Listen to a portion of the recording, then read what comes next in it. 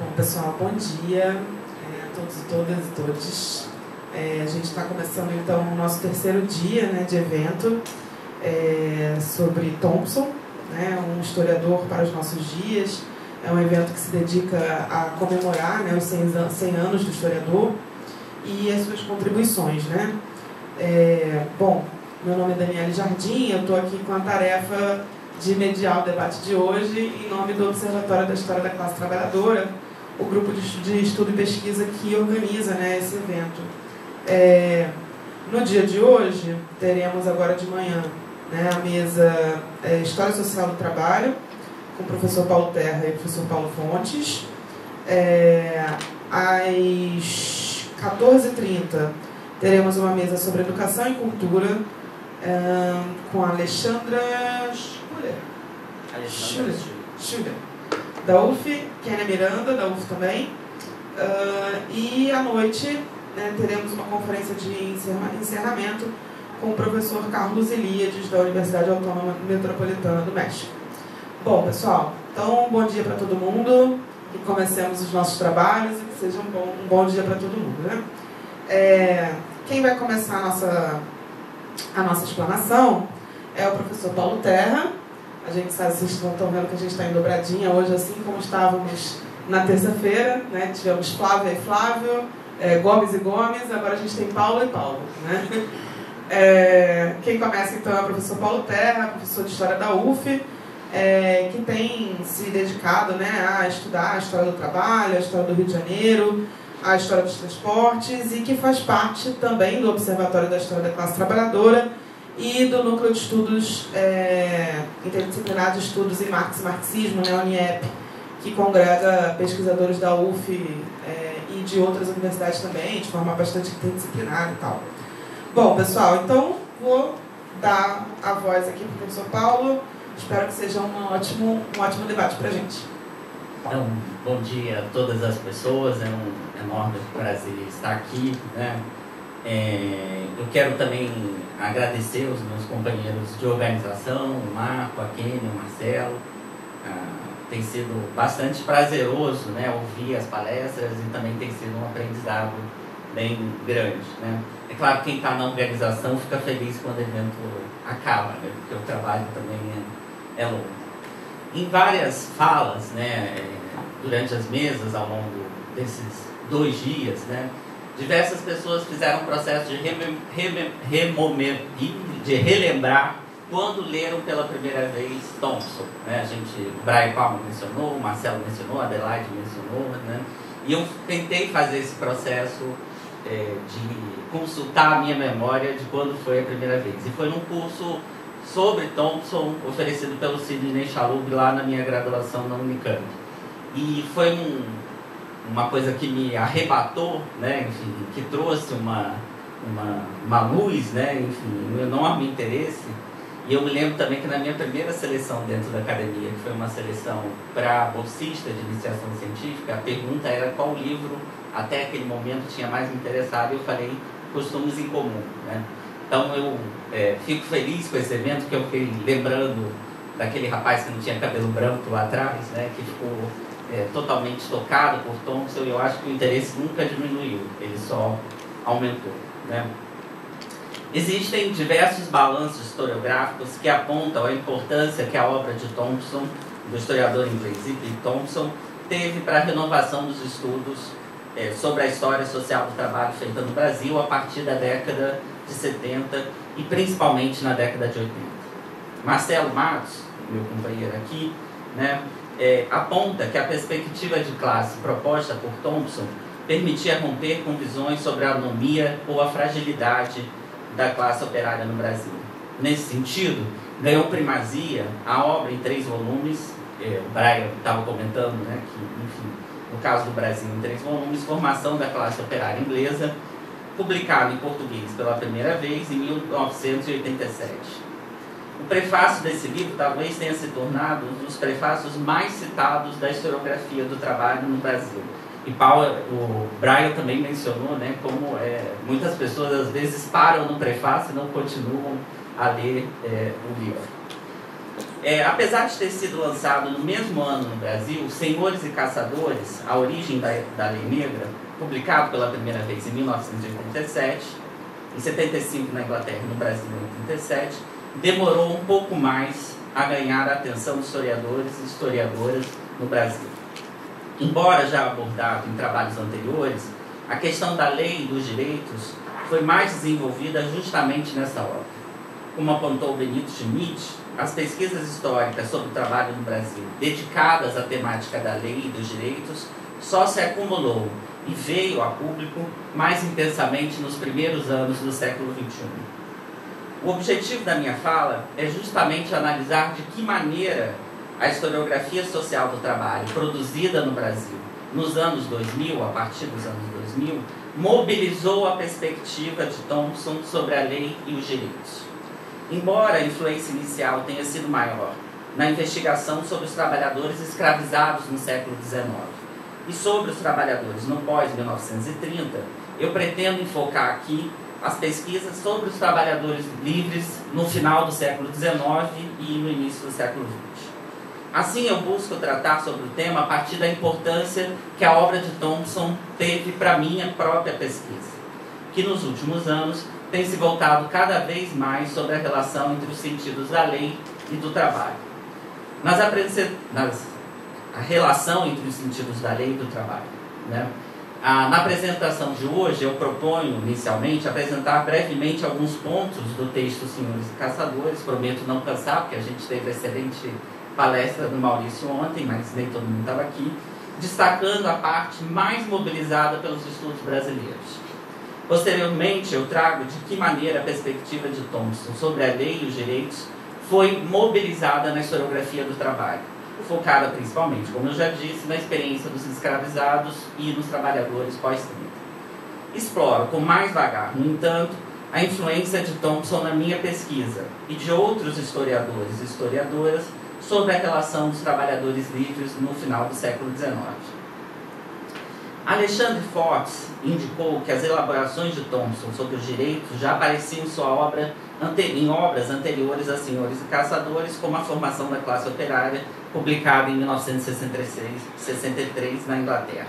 Ontem a gente teve a brilhante fala do Maurício, né, sobre a questão do direito em Thompson, enfim, mas eu vou falar só um pouquinho mais.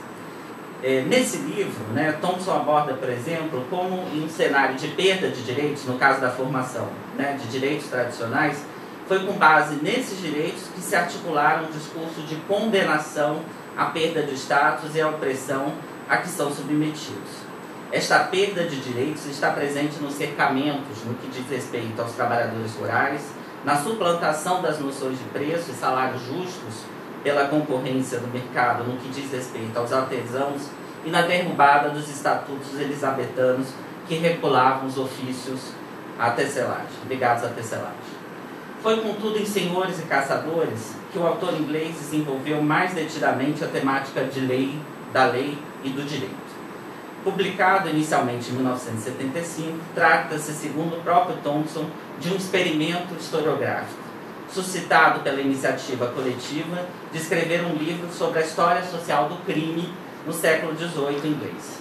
O livro em questão, né, foi um projeto do próprio Thompson, do Douglas Hay e Peter Narenbourg, intitulado Albion's Fatal Tree, né, publicado também em 1975, contando ainda com John Rule e Carl Wiesel.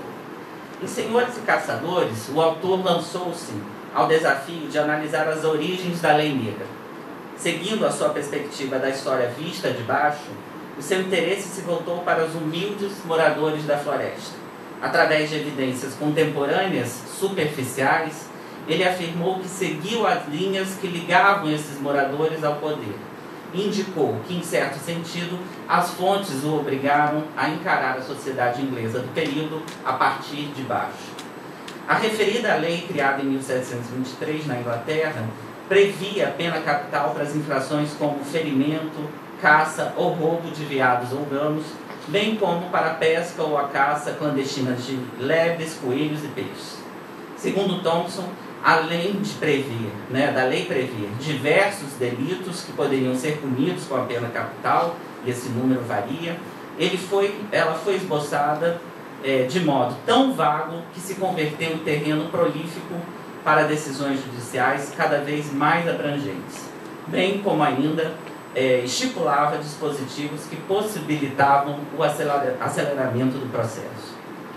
Embora o autor tenha se proposto a responder diversas questões ao longo do livro, tais como o que teria provocado a aprovação da lei, quem eram os negros, ou a que funções se aplicou a lei, né?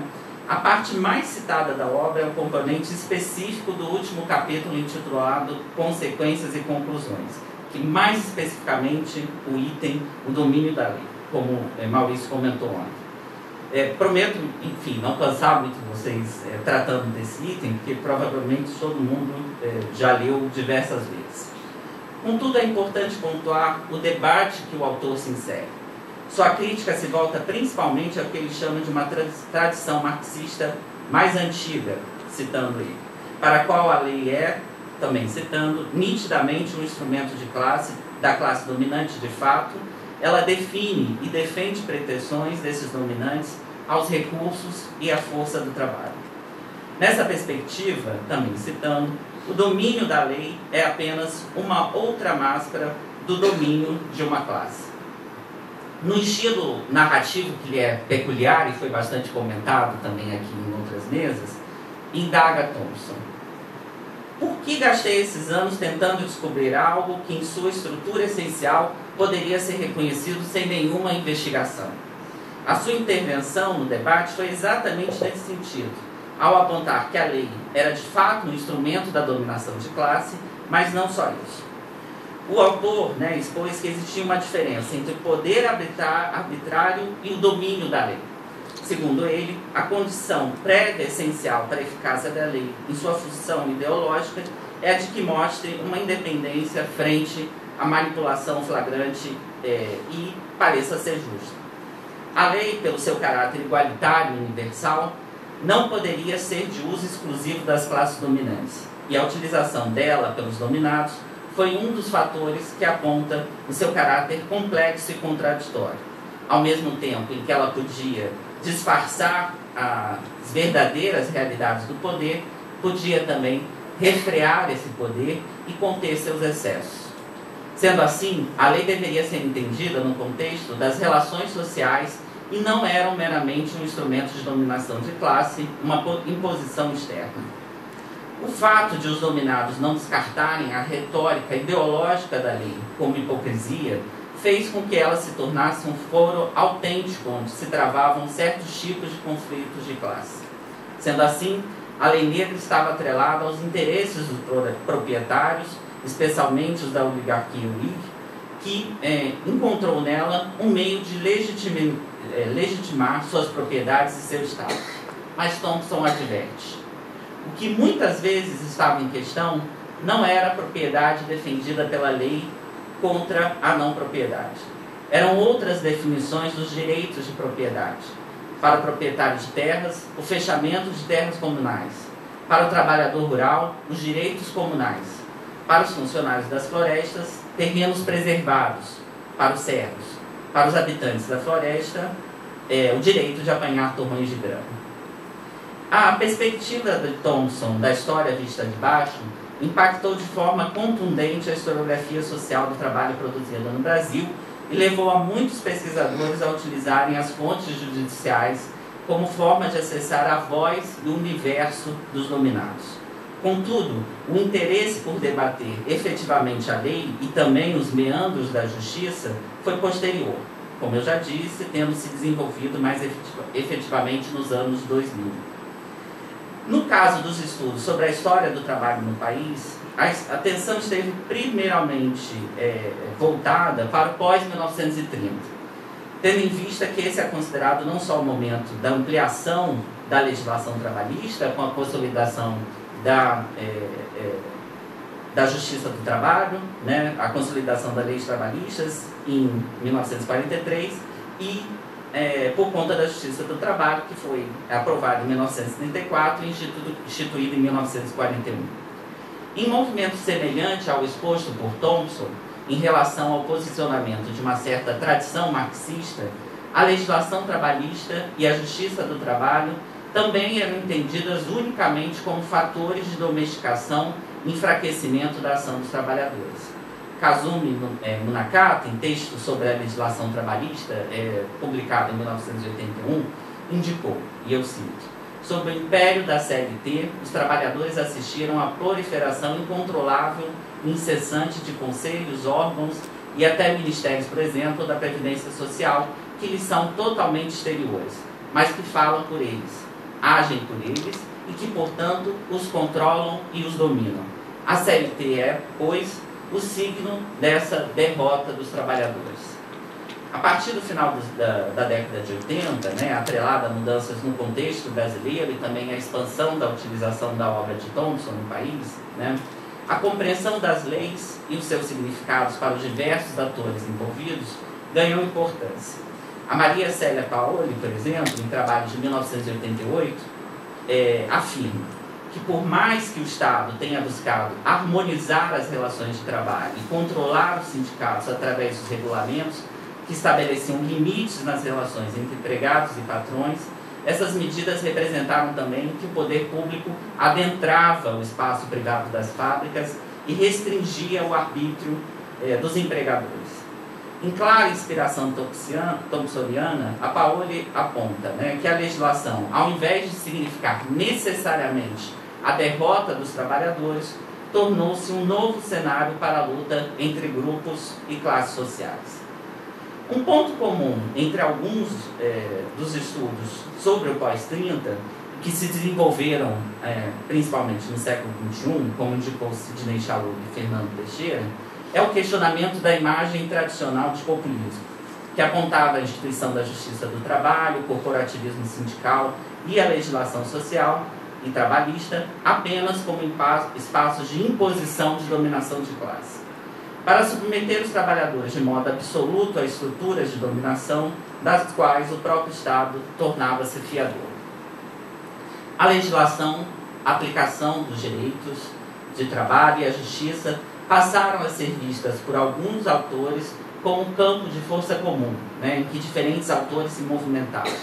Novamente, a inspiração de Thompson foi fundamental para que os autores vissem que, no pós-1930, as mediações institucionais, as encenações e retóricas públicas impunham limites daquilo que seria politicamente possível, não somente para os trabalhadores, mas também para os patrões e autoridades públicas. Em movimento paralelo, as fontes judiciais e o posterior interesse pela análise das relações com a lei e a justiça também fizeram parte do universo dos estudos sobre as pessoas escravizadas no Brasil, em que Thompson também apareceu como referência. Teixeira e Chalub vão indicar que os estudos, esses estudos da escravidão, abordaram as ambiguidades inerentes às leis da emancipação gradual, nas quais a intenção dos legisladores em abrir e circunscrever possibilidades de conflito social a partir de diferentes interpretações ou apropriações de textos legais. Nessa perspectiva, para estabilizar ou procrastinar a escravidão, a legislação escravista da segunda metade do século XIX abriu brechas para que os escravos obtivessem a liberdade por via judicial, a revelia da vontade senhorial. Ao fim e ao cabo, esse tipo de aproximação concebe o Estado escravista não como sujeito unívoco ou demiúrgico da nação, mas vazado por contradições que permitem escravos e libertos lutar por objetivos próprios e conquistar direitos.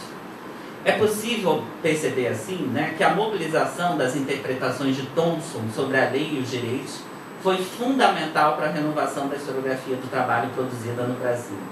Nesse sentido, os estudos passaram não só a utilizar os processos criminais como fontes, mas também a investigar mais detidamente a presença dos trabalhadores escravizados no século XIX e dos trabalhadores no pós-30 no âmbito da justiça. Eles aparecem, portanto, como sujeitos ativos nas negociações e conflitos nessa esfera, capazes, inclusive, de impor aos senhores e patrões e ao Estado um conjunto de direitos e deveres, muitas vezes formulado na própria retórica dos seus adversários. Segundo Silvia Lara, as relações de dominação e a desigualdade das partes envolvidas nesses conflitos não foram ignoradas, e buscou-se mostrar como em cada conjuntura específica essas lógicas políticas e jurídicas foram formuladas e acionadas por indivíduos situados em campos sociais radicalmente opostos. Indo para o que é meu objeto específico e também de que forma a leitura de Thompson atravessou a minha pesquisa. Embora Thompson já tivesse uma forte influência no meu trabalho, foi apenas na pesquisa de doutorado que sua perspectiva sobre a lei me atravessou mais efetivamente. Aliás, a questão da lei não estava no meu horizonte inicial, e assim como propõe o próprio Thompson em A Miséria da Teoria, esse foi um caso em que as evidências me levaram a refletir sobre a temática. Ao estudar as greves dos cocheiros e carroceiros no Rio de Janeiro, entre 1870 e 1906, eu me deparei com o fato de que várias delas estavam diretamente relacionadas a leis e regulamentos. Na minha pesquisa, eu realizei um deslocamento da discussão da lei, que no caso de Thompson esteve mais voltada à sua aplicação nos tribunais, no meu caso, para as greves. Os conflitos, mas também as tentativas de negociação, nos casos que eu estudei, não estavam situados no judiciário, mas diretamente com os legisladores, principalmente na esfera municipal. Esse foi o caso, por exemplo, de uma greve realizada pelos carroceiros que retiravam lixo das ruas da cidade do Rio de Janeiro em 1876, contra uma lei municipal que os obrigava a fazer esse serviço até uma hora, que era bem cedo, 9 horas da manhã. Ou também, no caso de uma paralisação contra artigos específicos do Código Penal, que foi discutido em 1890. Artigos esses que incidiam sobre o trabalho dos cocheiros e carroceiros, inclusive colocando punições bem graves para aqueles que causassem acidentes. E esse era um cotidiano altamente rotineiro, o número de acidentes que ocorriam com cocheiros e carroceiros no Rio de Janeiro do período. Naquele momento, Senhores e Caçadores foi uma inspiração fundamental para pensar na minha pesquisa a relação entre lei e conflito de classe. Só que no meu caso, como eu já disse, não na esfera do judiciário, mas também para entender os sentidos múltiplos dos dispositivos legais para os diversos sujeitos envolvidos. Importante para mim também foram outros autores que vieram antes e que também carregam a influência de Senhores e Caçadores em suas obras. Esse é o caso, por exemplo, da Fabiane Popiniges, que analisou a luta dos caixeiros no Rio de Janeiro, como eram chamados os trabalhadores do comércio, a luta deles pela folga aos domingos entre o final do século XIX e início do XX. Ela vai indicar que em 1870 esses trabalhadores enviaram à Câmara Municipal do Rio uma representação em que narravam que há mais de 12 anos pediam à instituição camarária uma lei ou postura que suspendesse o trabalho aos domingos e nos dias santos. E eles diziam que deveriam ser reservados. Acho que começou. A gente já sabe que depois de 2 dias que é a hora.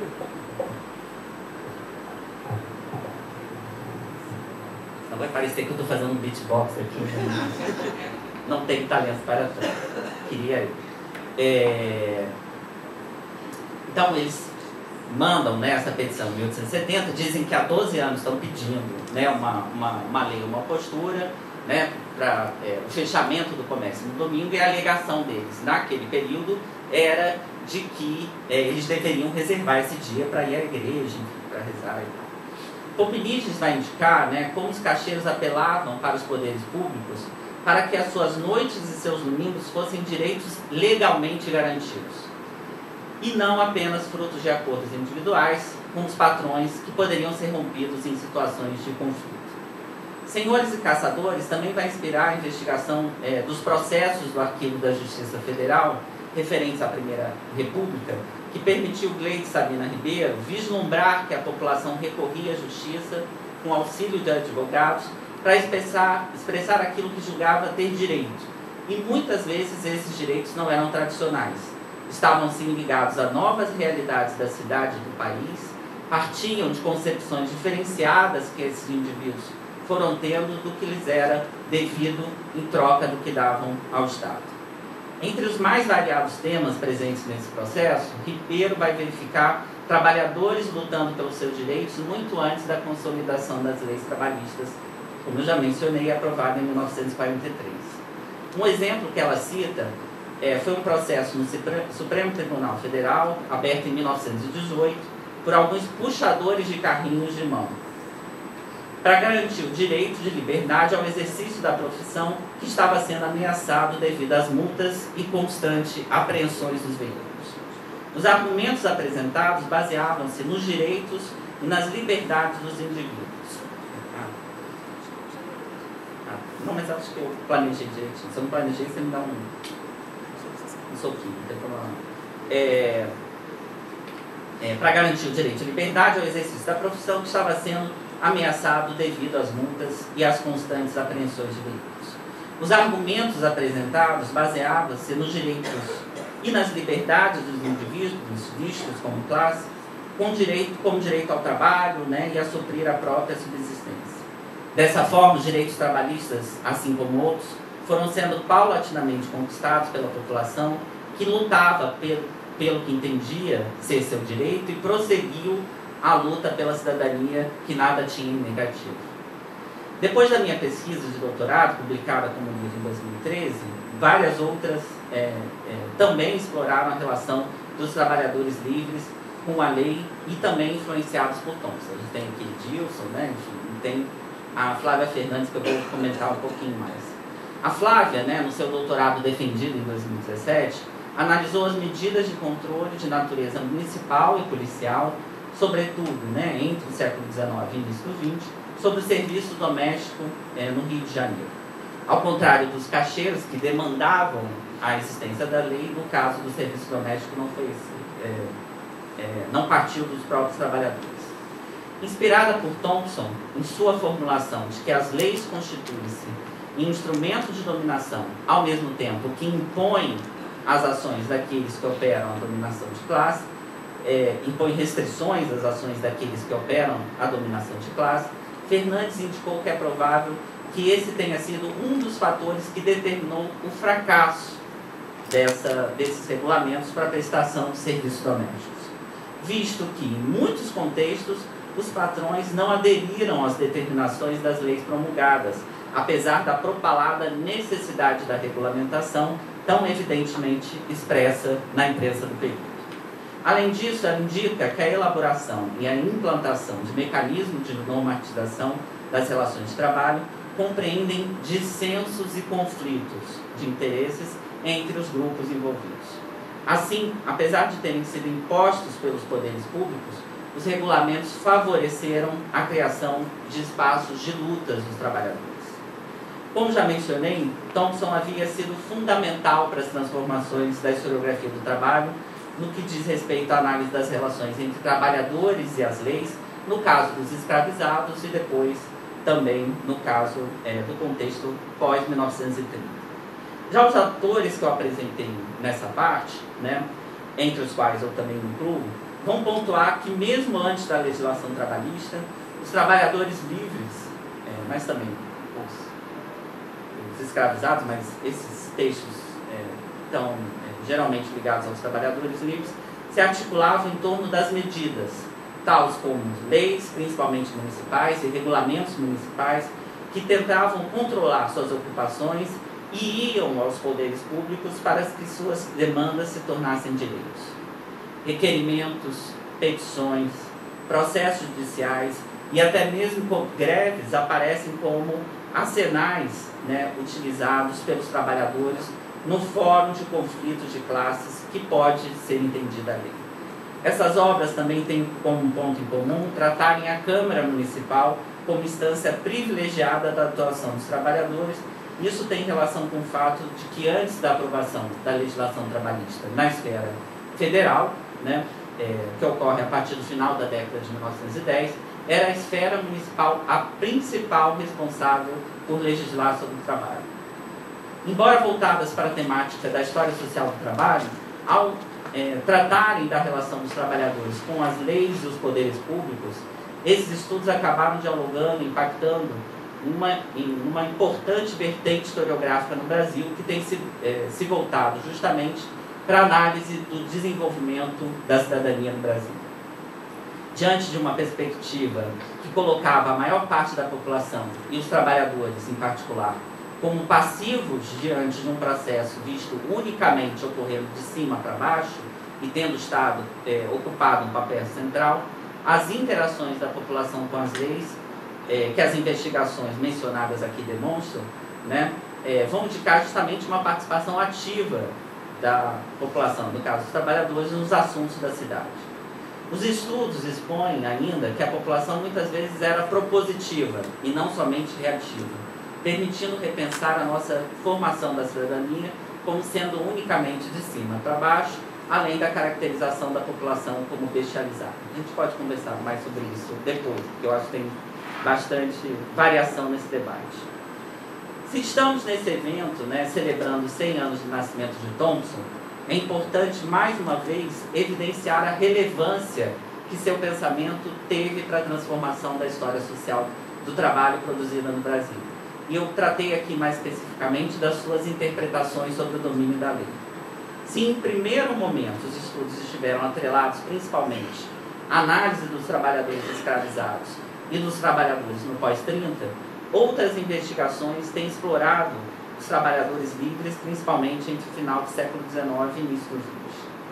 Brian Palmer mencionou, na sua fala no primeiro dia, que a obra de Thompson tem estado mais ausente nos cursos da academia dos países anglófonos.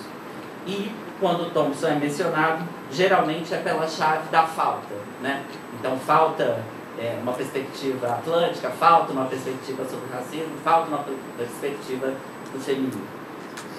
No caso da historiografia brasileira sobre o trabalho, eu tentei apontar que Thompson não só esteve presente e foi fundamental para a mudança na leitura, como também ainda é mobilizado nas transformações desses estudos mais recentes.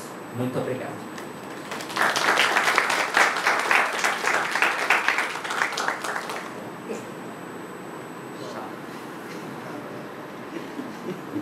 Não, gente, impressionante, porque um dia você assim, o Paulo falou em 29 minutos, exatamente.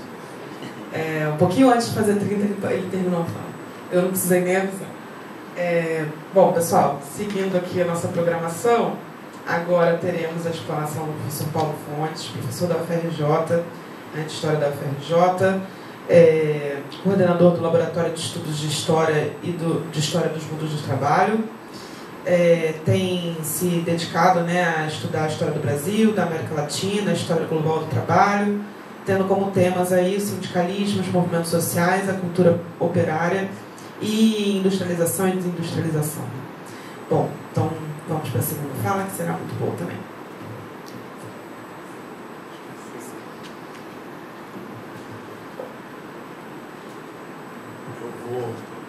Bom dia.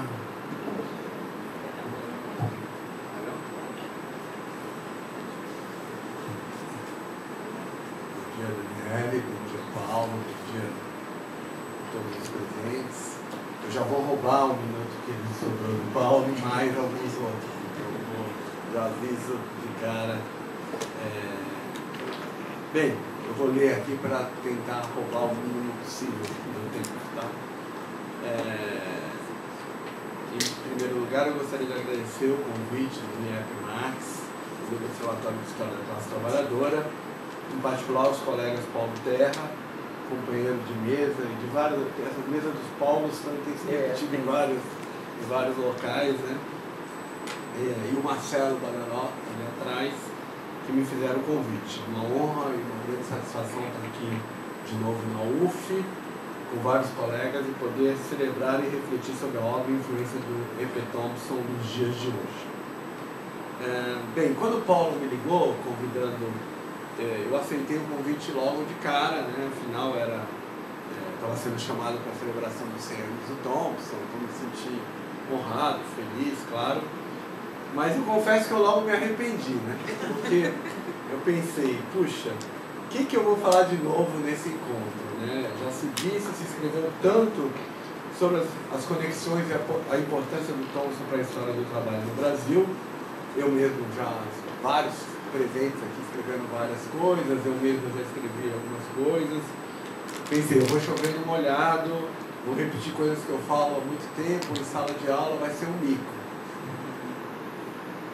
Mas aí foi quando eu olhei o feliz subtítulo desse seminário, né, um historiador para os nossos dias, e eu me lembrei que quando no início desse ano o portal do Lente, né, no laboratório que eu coordeno, publicou uma coletânea online de artigos sobre o E.P. Thompson, no dia do centenário dele, lá no início de fevereiro, e essa coletânea contava com nomes do mundo todo, destacadas figuras da historiografia internacional, como o Brian Palmer aqui presente.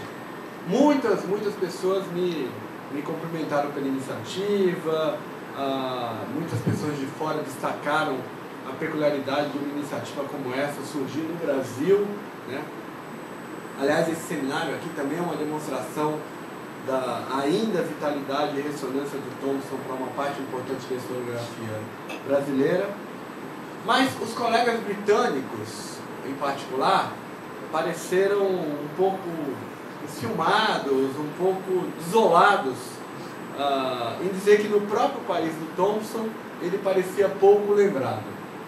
É verdade que a Labour History Society promoveu um evento em homenagem ao Thompson na icônica cidade de Halifax, onde a família Thompson morou e onde Edward escreveu The Making.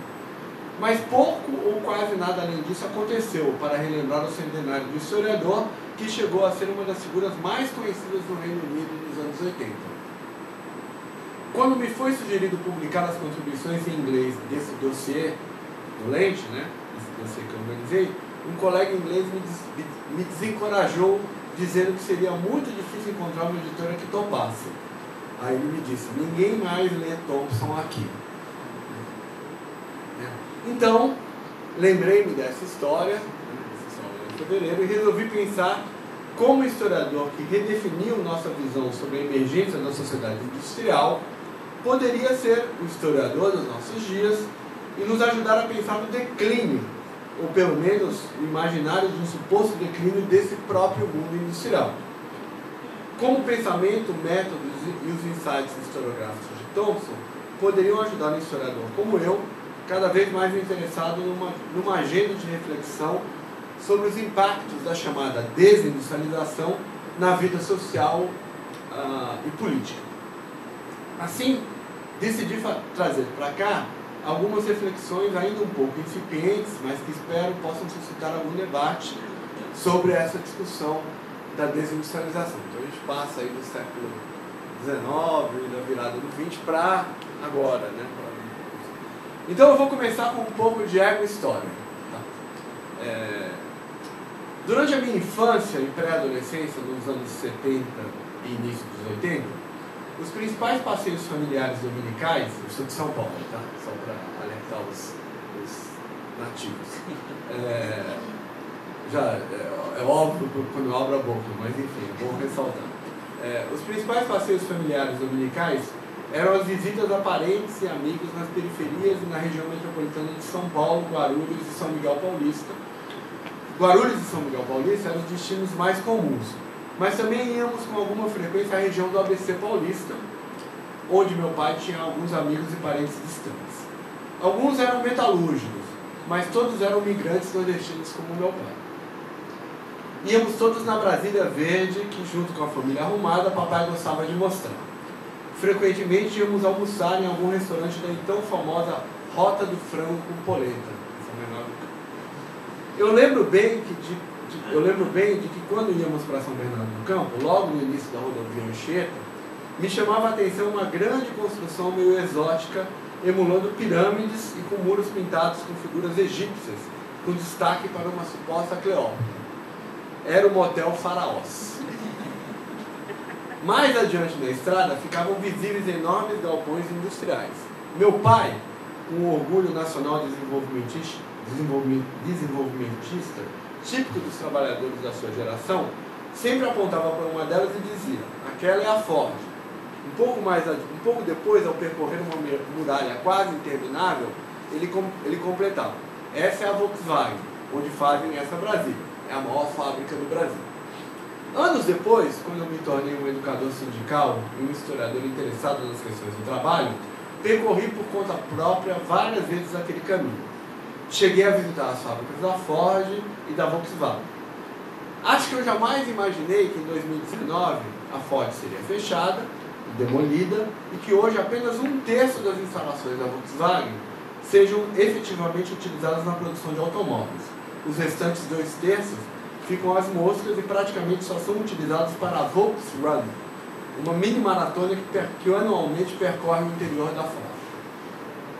Mais que isso, eu jamais imaginaria, e acho que ninguém apostaria, que o motel Os Faraós sobreviveria ao fechamento da Ford e ao enxugamento da Volkswagen, e ao fim da rota do frango calporeiro.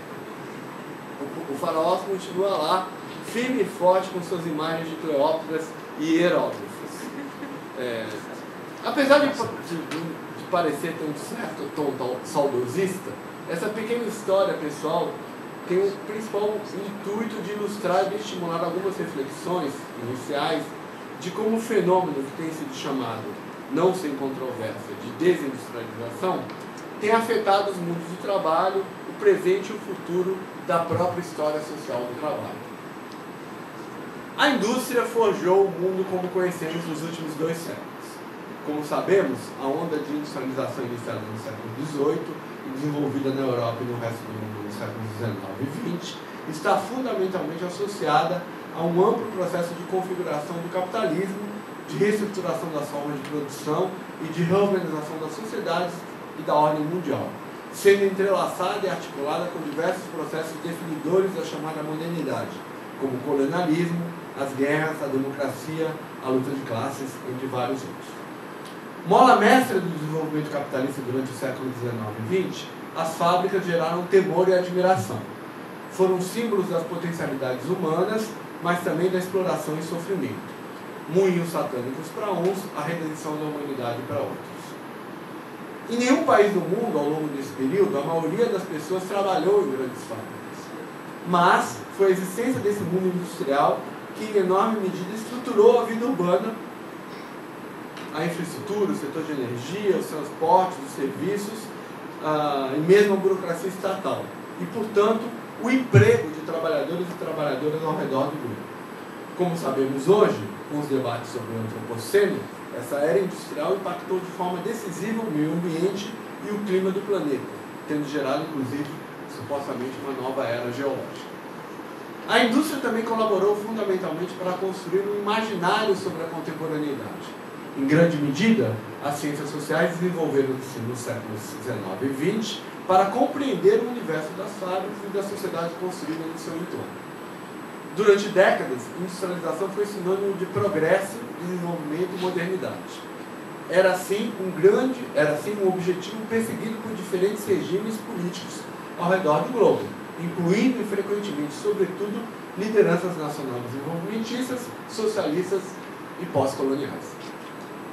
Para os historiadores, analisar a trajetória desse mundo fabril, suas contradições e conflitos, seus impactos na sociedade e na natureza, bem como suas relações com estados, instituições e grupos sociais, tem sido um dos temas dominantes de diversas áreas da disciplina, inclusive, particularmente, a história social do trabalho. Nas últimas 4 décadas, no entanto, o mundo industrial tradicional, moldado ao longo do século XX pelo chamado modelo fordista, entrou em profunda crise. Fechamento massivo de fábricas, diminuição progressiva do peso do setor secundário na economia e desestruturação e enfraquecimento de instituições e redes de sociabilidade articuladas em torno das diversas comunidades industriais, como sindicatos, as cooperativas, as organizações de bairros, entre outras, são alguns dos fenômenos que têm sido denominados de desindustrialização. O conceito tem sido objeto de controvérsias e debates acadêmicos e políticos. De fato, é possível dizer que já ocorreram vários momentos de desindustrializações em diferentes períodos. A dificuldade com o conceito também está relacionada com a diversidade dos processos de reestruturação fabril, as mudanças nas expectativas de lucro entre os setores industriais, as variadas formas de mobilidade do capital ou as transformações dos processos de trabalho e das estratégias gerenciais no interior de ramos industriais específicos. Cada um desses processos pode resultar em diferentes formas de realocação espacial e recomposição da força de trabalho. Além disso, contemporaneamente, e um aparente paradoxo, com o deslocamento das cadeias produtivas para o continente asiático, nunca, em números absolutos, tantas pessoas trabalharam em indústrias como nos últimos anos.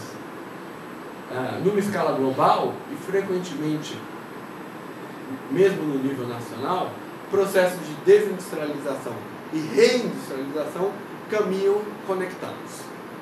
De certa forma, o fim da era industrial e a desindustrialização soam como conceitos excessivamente norte-atlânticos cêntricos.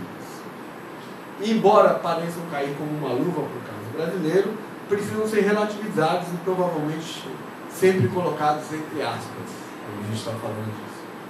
Cerca de 30% da força de trabalho mundial ainda está empregada em fábricas.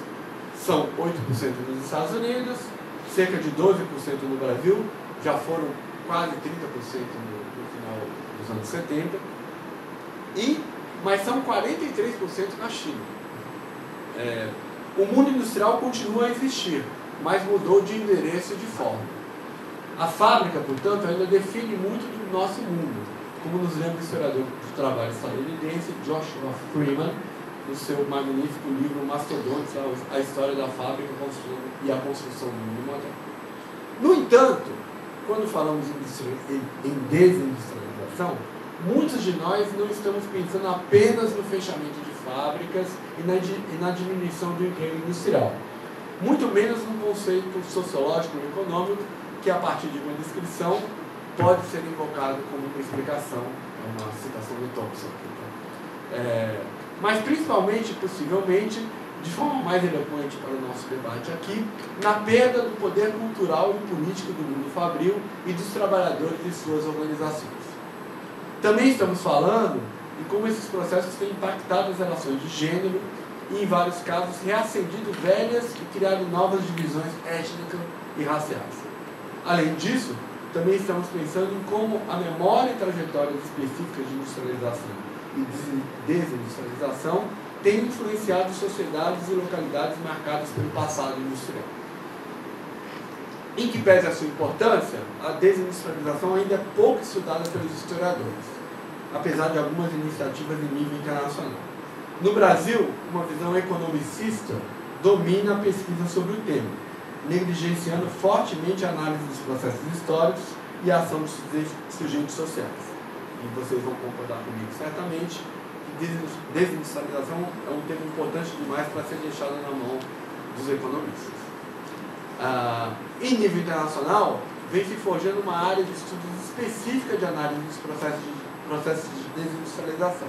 É um campo ainda muito centrado na academia do norte global, mas que tem crescido em países como Índia, África do Sul, embora ainda seja incipiente, como eu falei, na América Latina. A seguir, eu procuro apresentar um pouco desse debate contemporâneo nesse campo de estudo sobre desindustrialização, para, na sequência, procurar estabelecer alguns pontos de diálogo entre essa crescente produção internacional e a história social do trabalho. E talvez também falar um pouco sobre o que a obra do Thompson possa, de maneira para alguns surpreendente, dizer algo sobre isso.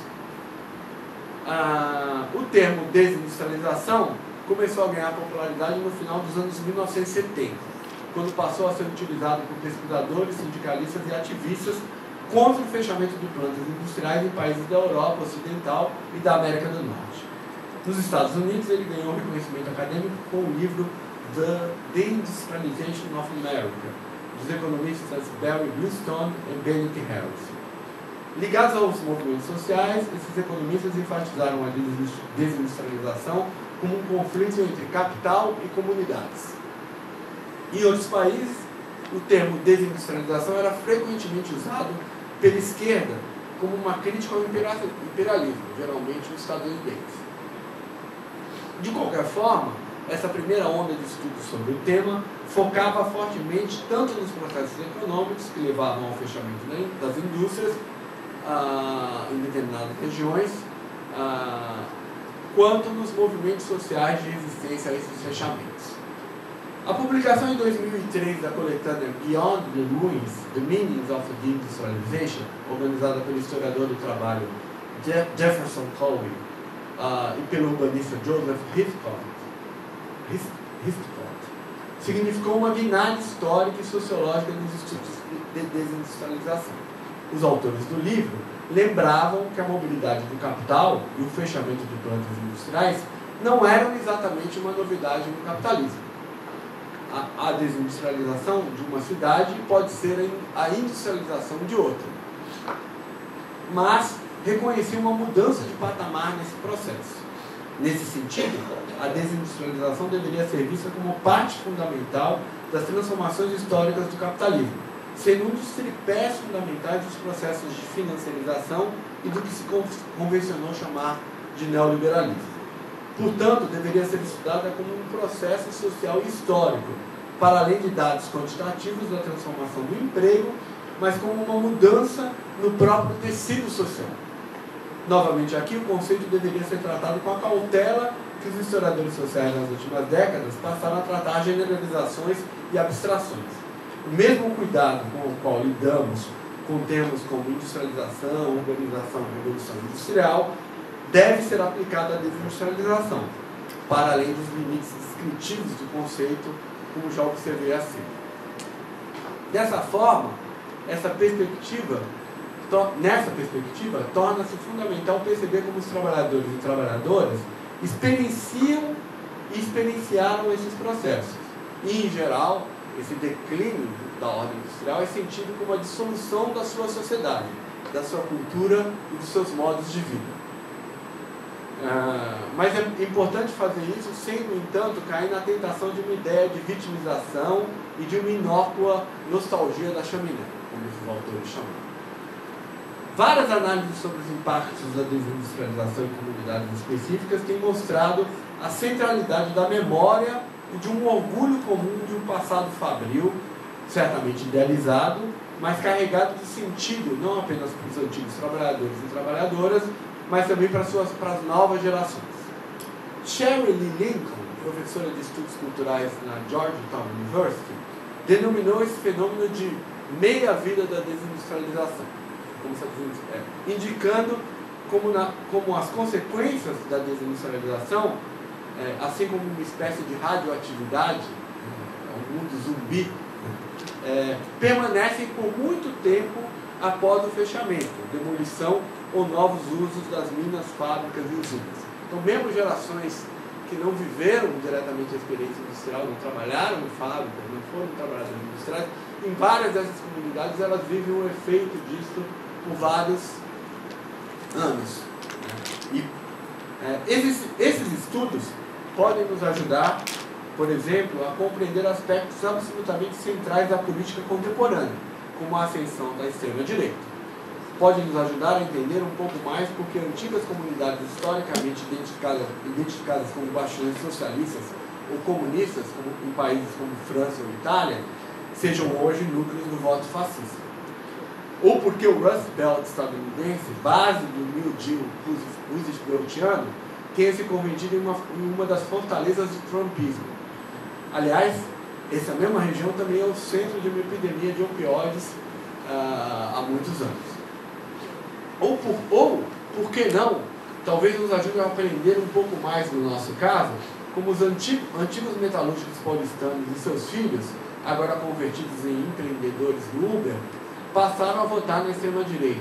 Ou ainda, como o Rio de Janeiro, a segunda cidade industrial do país até os anos 80, se tornou o coração do bolsonarismo, do bolsonarismo popular, em muitos dos bairros tradicionalmente conhecidos como de trabalhadores.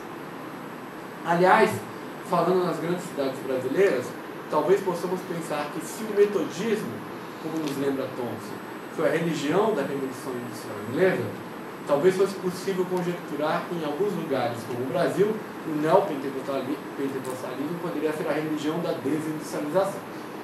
Ainda não temos muitas análises sobre essas conexões, mas é instigante observar que um recente estudo de economistas da FGV justamente relaciona a abertura comercial, o fechamento de empresas e o desemprego dos anos 90 com um período de maior crescimento relativo de denominações neopentecostais, justamente nas regiões que sofreram mais fortemente esses processos de desindustrialização.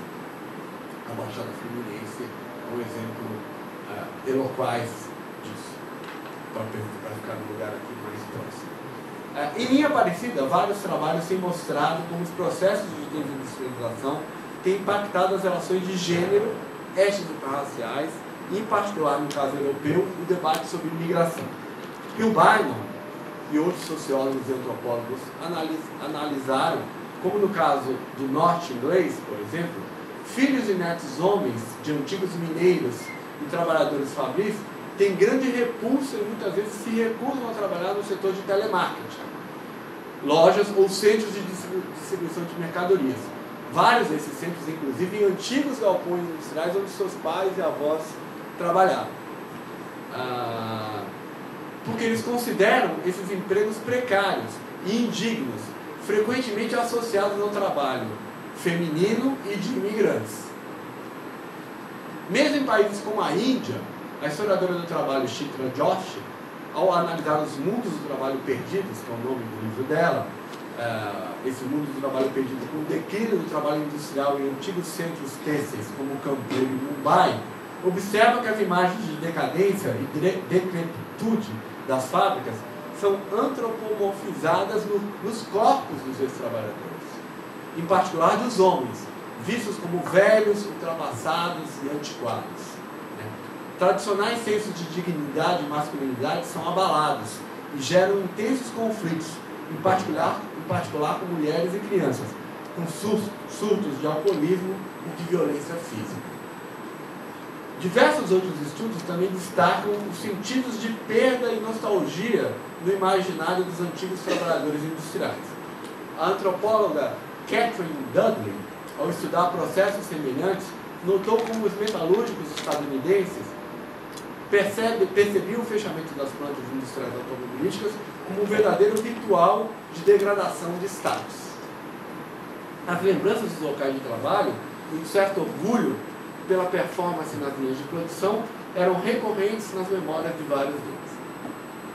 Já a historiadora especializada nas intersecções entre classe e gênero, Jack Clark, em um estudo sobre o fechamento de fábricas de liquidificadores e outros produtos domésticos no norte da França, e empresas majoritariamente compostas por mão de obra feminina, chama a atenção para a memória afetiva, e como toda memória, obviamente, seletiva, das amizades e camaradagem das antigas operárias. Clark também discute como as representações dominantes da mídia e na sociedade em geral, inclusive no mundo acadêmico, veem os antigos operários e operárias como vítimas passivas e relíquias de uma outra era, uma espécie de animais em extinção, inadequados para os novos tempos. Essa imagem silencia e desqualifica as vozes dos trabalhadores e trabalhadoras. O fechamento das fábricas, perda de empregos, reestruturações e downsizing são retratados numa suposta linguagem neutra, como naturais e inevitáveis. A historiadora argumenta que a nostalgia não pode ser vista apenas como um sentimento regressivo ou até reacionário. As saudades de um tempo em que o trabalho era valorizado e respeitado podem ter um efeito mobilizador e desafiador à ideia da modernização neoliberal. Na lógica neoliberal, antigas metrópoles industriais como Londres, Nova York, Chicago, ou mesmo São Paulo, Buenos Aires e Rio, não levam o rótulo de desindustrializadas, e sim de pós-industriais. Quase um pré-requisito para serem ou almejarem ser cidades globais. Quando muito, o tema aparece nos projetos de revitalização urbana, nas discussões sobre o que fazer com as ruínas fabris, ou portuárias, por exemplo, e nos debates sobre patrimônio industrial. Essa última área, talvez a única dos debates sobre desindustrialização, que até agora encontrou algum apelo entre cientistas sociais e historiadores no Brasil.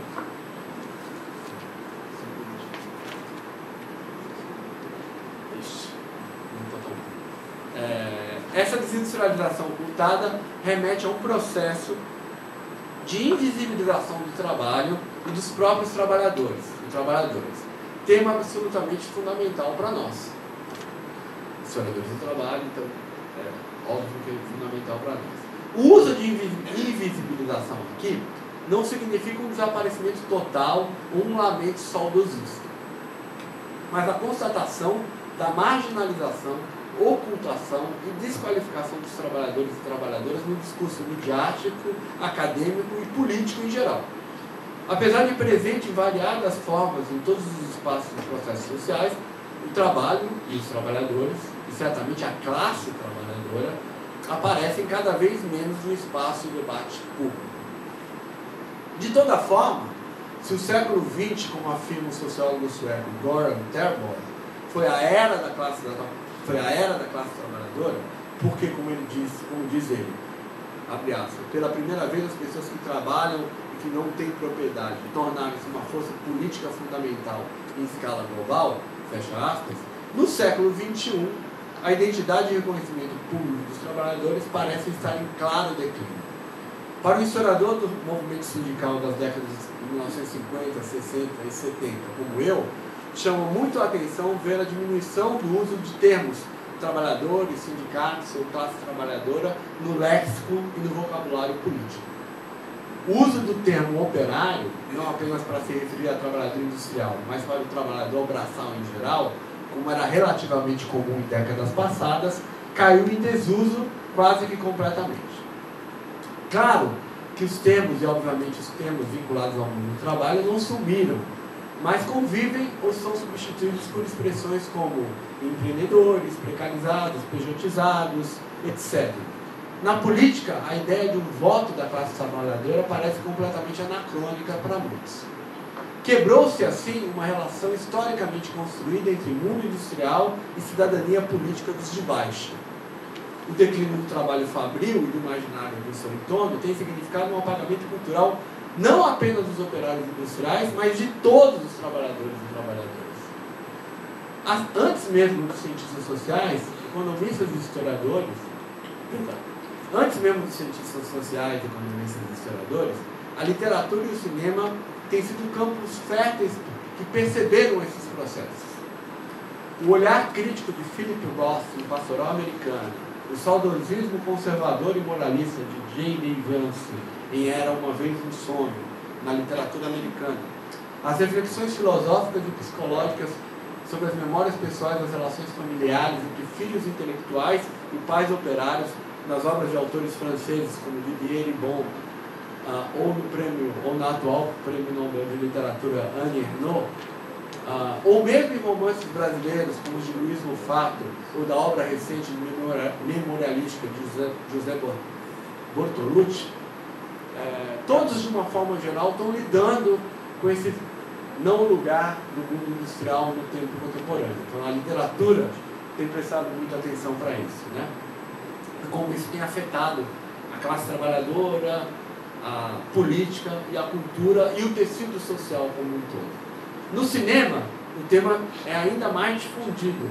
Dos antigos operários da siderurgia britânica criando um grupo de striptease na comédia Tudo ou Nada, passando por várias películas conhecidas de Ken Loach, Michael Moore, Stéphane Brisé, até os recentes ganhadores do Oscar, como o filme sul-coreano Parasitas, o filme está lidando com essa questão, e o documentário Fábrica, que aí mais diretamente o documentário Fábrica Americana, sobre a compra de uma fábrica por chineses em território norte-americano. Né?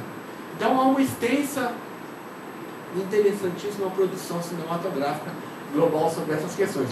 Não só em filmes cabeça, mas se vocês verem a refilmagem do Karate Kid, e eu vejo isso por causa das minhas crianças, onde as cenas iniciais do Karate Kid 2, do Karate Kid refilmado, mostram uma mãe negra e seu filho deixando um chuvoso, deprimente Estados Unidos, repleto de fábricas fechadas, e partem para trabalhar numa montadora na exótica e excitante China. Vamos virar para dentro. Mas, como os historiadores do trabalho entram nessa discussão? Né? A história social do trabalho nasceu e se desenvolveu nesse mundo industrial, em sentido amplo que eu mencionei aqui. O fim de um determinado mundo industrial, significaria o fim de um determinado mundo industrial significaria o fim da história do trabalho? Nos anos 90, os autores pós-modernistas ou pós-estruturalistas acharam que sim.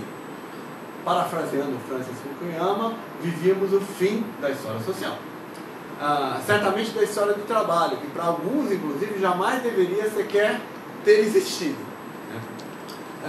A história social do trabalho, no entanto, não só não acabou, como tem se mostrado resiliente e ampliado seu escopo de discussões. Nesse caso específico, imagino que já tenha sido possível perceber as numerosas e profundas conexões entre todas essas questões contemporâneas que eu mencionei aqui e seus efeitos e debates realizados no campo da história social do trabalho. Além disso, a discussão sobre os próprios sentidos da desindustrialização pode colaborar para que vejamos de novas formas a própria velha ordem industrial e sua cultura, trazendo novas questões sobre o meio ambiente, economia, as relações de classes, igualdades sociais de gênero e raça, além dos diversos significados do trabalho.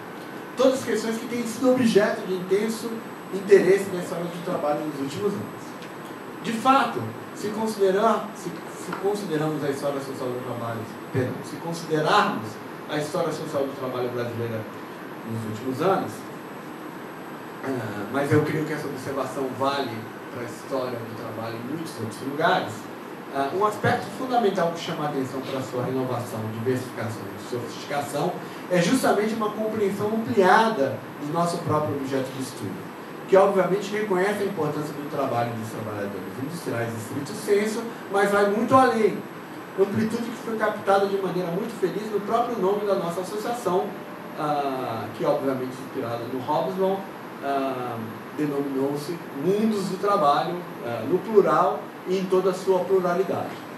Nossos estudos têm procurado mostrar como se criam ou não se criam processos de identidade e coesão diante de uma classe trabalhadora intrinsecamente heterogênea e diversificada. Desafios e reflexões que me parecem prementes para pensar os mundos do trabalho no século XXI. No entanto, como estudam os historiadores sociais do trabalho, transformações que mudam radicalmente as formas de trabalho, os processos produtivos e a própria composição morfológica da força de trabalho não são exatamente uma novidade. De fato, são intrínsecas à própria lógica da sociedade capitalista, e praticamente todos os autores tidos como clássicos em nossa era, como é centralmente o caso de J.P. Thompson, tiveram que lidar com essas questões em suas obras. Os debates e questões levantados por vários historiadores talvez possam ser úteis para pensarmos alguns dos desafios e dilemas contemporâneos e refletir sobre o futuro do trabalho. Assim como os fenômenos relacionados à chamada desindustrialização, essas transformações em diversos momentos do passado foram frequentemente exaltadas de forma ufanista como formas inevitáveis de progresso e desenvolvimento humano. No entanto, aqueles que trabalhavam muitas vezes percebiam essas mudanças como a destruição de seus modos de vida. E assim, como muitas comunidades de trabalhadores em todo o mundo atualmente, compreendem as transformações das últimas décadas com desorientação e sentimentos de injustiça, perdas, insegurança e de desestruturação das formas de sociabilidade e organização política, social e cultural, fenômenos que têm sido tão bem explorados pelos grupos na extrema-direita do mundo. Assim, as poderosas análises de J.P. Thompson sobre o próprio momento do nascimento da moderna era fabril, a chamada Revolução Industrial, podem ser extremamente úteis e interessantes para pensarmos na chamada desindustrialização contemporânea. Thompson mostrou como os contemporâneos vivenciaram aquele período como uma profunda era disruptiva, mas também como as tradições, os valores, os costumes, as culturas e práticas pré-industriais foram fundamentais para que os de baixo pudessem tanto resistir como dar sentido àquele momento. Como bem sabemos, Thompson argumenta que esses processos estão no coração do próprio fazer-se da classe operária inglesa. Classe é um fenômeno histórico. O fazer-se da classe é tanto um processo cultural, político quanto econômico. Uma das principais consequências de analisar a classe dessa forma, e não como uma coisa, uma categoria ou uma estrutura, é que ela nunca está pronta, nunca está completamente formada. Thompson prestou atenção e nos ensinou muito sobre the making, Mas uma decorrência importante do seu método é também pensar processos de unmaking e de remaking da classe trabalhadora. É possível pensar que estamos passando por esses processos nas últimas décadas. Os historiadores são péssimos profetas. Hobsbawm nos lembra com sagacidade e ironia. Não sabemos com certeza como será o futuro do trabalho e de que forma a classe será ou não articulada e refeita pelas gerações vindouras de trabalhadores e trabalhadoras. Mas sabemos que qualquer que sejam as formas que esses processos ocorram, as experiências, tradições, os valores e lutas da classe e lutas dos trabalhadores da era industrial fordista formatarão muito desse futuro. Eu creio e espero que nós, os historiadores do trabalho contemporâneos, estaremos a resgatar o ferramenteiro, o torneiro mecânico, os operários metalúrgicos, o petroleiro, o operário químico, as trabalhadoras têxteis, as famílias ferroviárias, os eletricistas, as comunidades mineiras, dos imensos áreas superiores de condescendência da posteridade. Termino citando Paulo Galo, uma ascendente liderança dos trabalhadores entregadores e sua arguta percepção de como os combates do presente e as esperanças do futuro estão conectadas com a longa tradição de luta dos trabalhadores. Diz Galo, abre aspas, se a uberização é um desdobramento da Revolução Industrial, os entregadores são um desdobramento da história dos operários. Somos os operários do nosso tempo. Fazemos como entendemos o nosso tempo e o nosso espaço. Então, para nós, a luta se conecta com a conquista da liberdade. E a partir daí, com uma outra sequência de conquistas. Eu acho que a frase de Galo é uma forte demonstração de como Eduardo Palmer Thompson continua a ser um historiador para os nossos dias. Muito obrigado.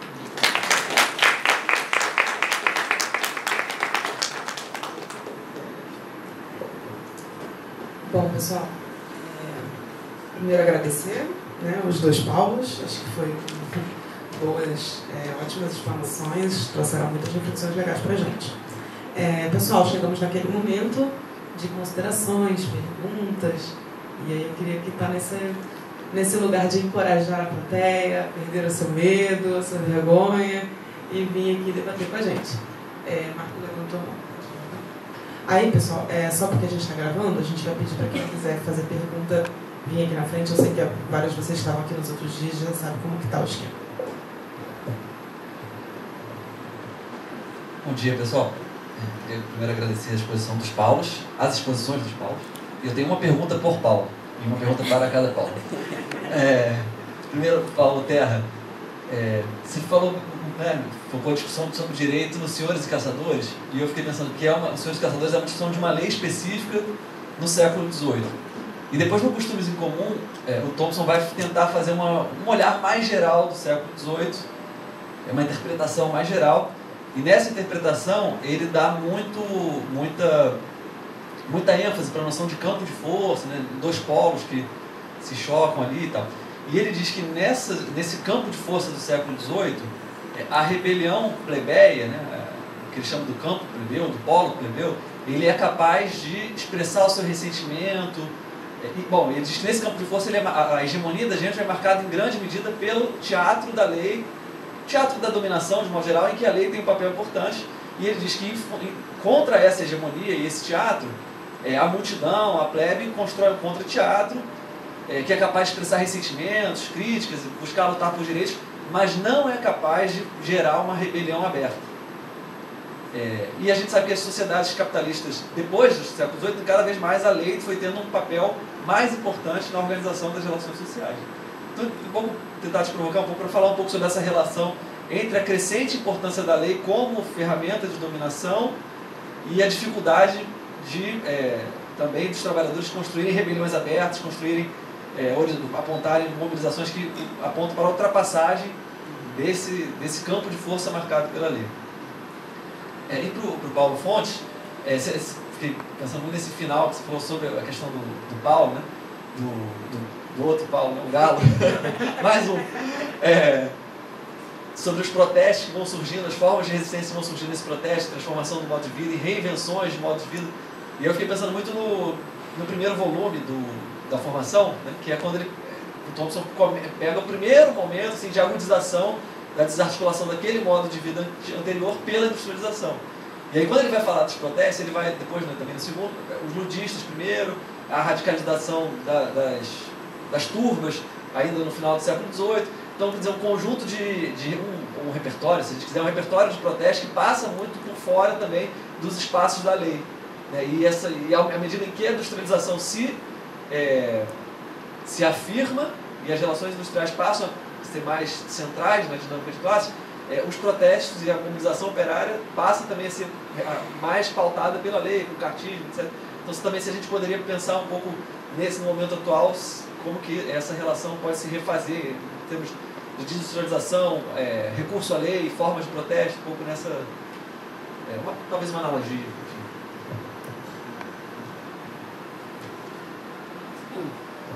Opa, bom dia a todos os Paulos, muito bom, a mesa, a Daniela também. Primeira pergunta para o Paulo. Paulo Terra. É porque você chama de Paulo Fonte, Paulo. Porque o Paulo Terra é meu orientador, já chama pelo primeiro nome. Estou pensando muito, né? Porque ao longo da fala, como a gente estuda o mundo industrial, nós ficamos muito presos a uma ideia de que teve o pós-30, antes do pós-30 teve a grande greve de 17, com aquela demanda clássica que os trabalhadores pediram por ter um comitê de negociação, que muita historiografia muito colocou ali que como se fosse o germe do que viria a ser construído depois das leis de garantia do direito e também de poder normativo para negociar esses conflitos trabalhistas. E me chamou muito interesse no final da sua fala que, claro, pelo tempo, mas eu queria saber sobre um conjunto de trabalhos, para pensar até isso antes, né? Como a luta por direitos, pelo direito, se deu antes da consolidação das leis trabalhistas, e sobre os elementos propositivos, eu gostaria mais de saber sobre isso, porque muito do elemento de estudo que nós temos no pós-30, que se focou muito na história do sindicalismo, é como as comissões de fábricas, as grandes greves históricas, criar um movimento propositivo para mudar por dentro o formato sindical, as organizações, acabar com aquelas limitações, né, que tinham o poder corporativo. E eu queria saber se tem estudos nesse sentido, voltado para as relações dos trabalhadores com o Estado. Não só mudou a sua organização, mas se teve elementos propositivos no funcionamento das leis, se teve um perfil de uma tendência do Estado sentir mais pressionado e realmente atuar um pouco mais próximo com os interesses dos trabalhadores, né? Esse elemento propositivo, que vai ajudar na pesquisa, tenho que aproveitar agora. E vai para o Paulo Fontes, sobre agora o seu estudo sobre desindustrialização. Eu acho que minha pergunta vai meio de encontro no livro que vai ser lançado, mas eu já queria aproveitar aqui.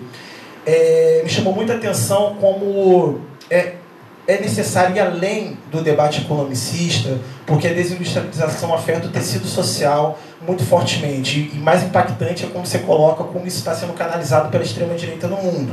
Mas eu queria fugir um pouco disso e voltar pela formação do tecido social. É uma pergunta mais no sentido de provocação e para saber se há esse debate.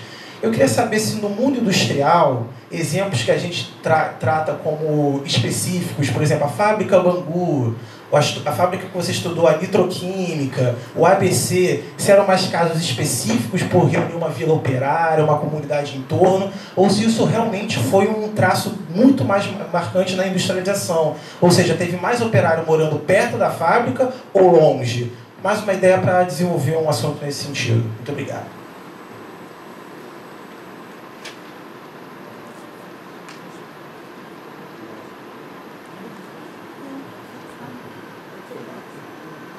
Bom dia, pessoal. Uma pergunta para a Terra, né? Então, o sobrenome.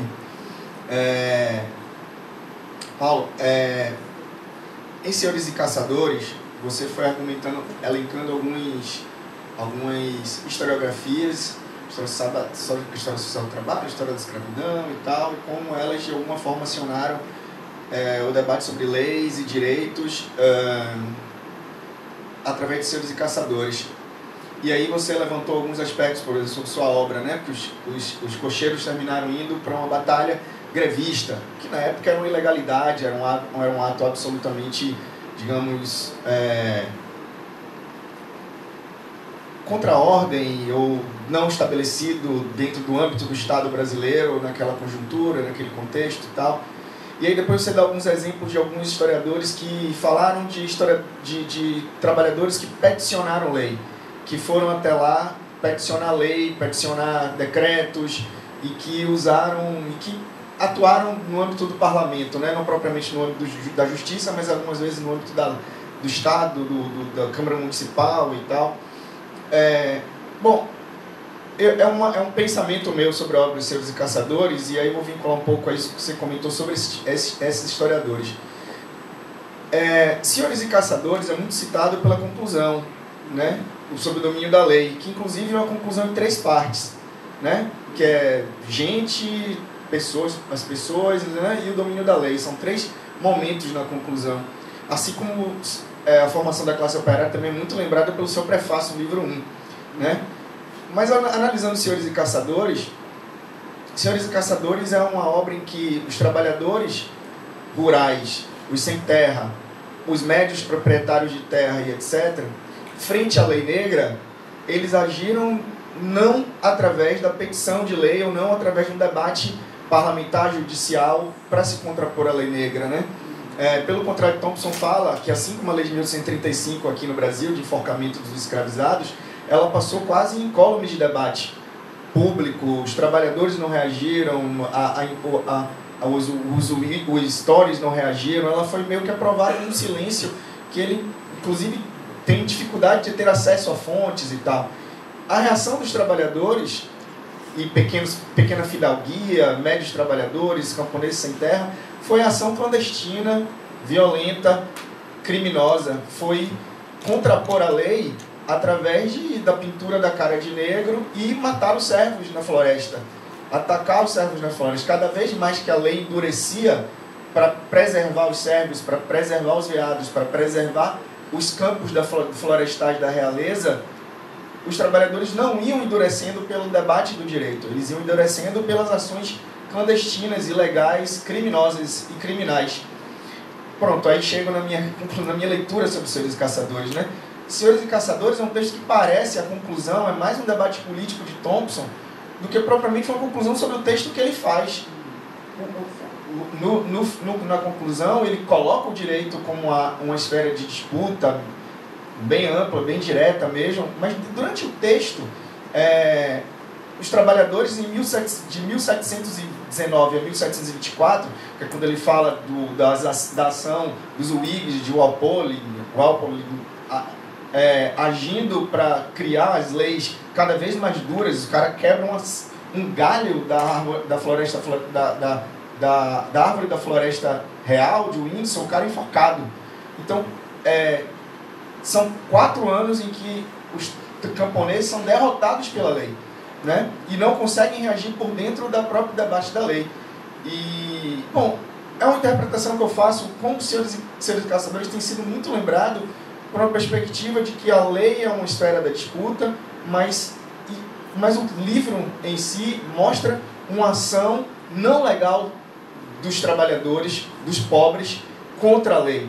E essa dimensão acho que às vezes é meio esquecida em Senhores e Caçadores.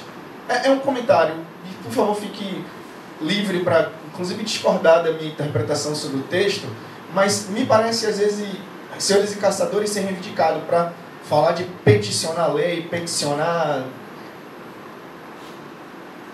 Eu às vezes acho que é uma interpretação que é frutífera, que é bem-vinda, que incrementa absurdamente para a história social do trabalho. Não há demérito nenhum nessa interpretação, pelo amor de Deus, mas assim, me parece que é além de Senhores e Caçadores, talvez estejam outros textos e tal,